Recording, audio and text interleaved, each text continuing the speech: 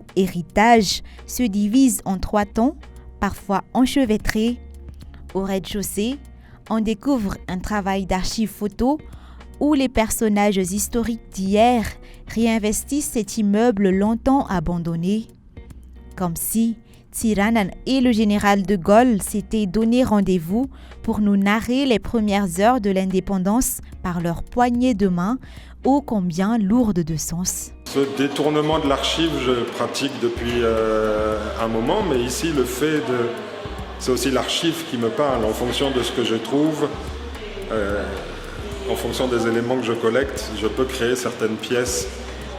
Et c'est vrai que dans ce lieu qui était inhabité et qui était fermé au public depuis 2007, je voulais créer une entrée avec beaucoup de personnages, comme si c'était une salle de réception.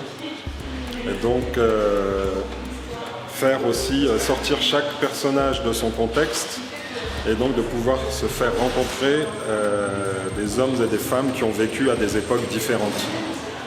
D'une certaine façon, oui, c'est un détournement de l'archive, c'est une réécriture de l'histoire.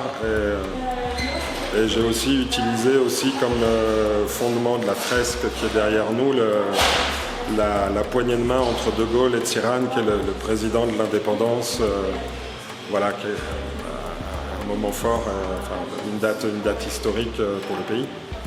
Après avoir monté l'escalier, on arrive au premier étage, dans un ensemble où le travail de François-Xavier Pré fait ressortir les textures dans les détails architecturaux de la ville des Milles. Ici, des briques en ruine, des murs usés, des pierres, des arbres forment le composé de matières et de couleurs si caractéristiques du présent de la capitale malgache.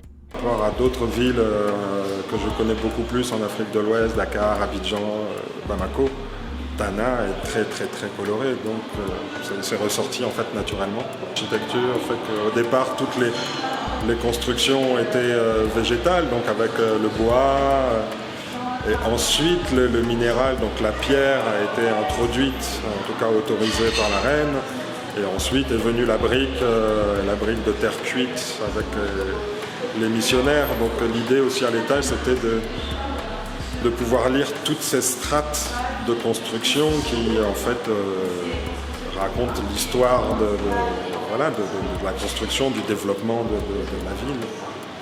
Au dernier étage, on a des restes de matériels informatiques et puis cette image de l'oiseau éléphant. Tout ici évoque le futur. Dans un décor presque apocalyptique, avec la technologie et son rôle qui sont remises en cause, ainsi que l'Ipiornis et cette menace de la disparition de la faune et de la flore qui plane sur nous. C'est utiliser le passé, mais en fait c'est pour parler de l'hypothèse d'un futur.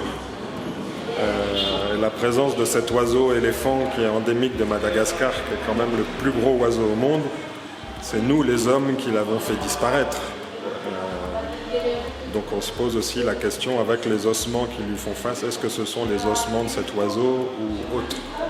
Donc j'ai détourné l'image pour poser une question actuelle, c'est quel est l'avenir de l'Homo sapiens, de l'espèce humaine? Est-ce que nous aussi on ne va pas disparaître du fait de nos actes? Voilà.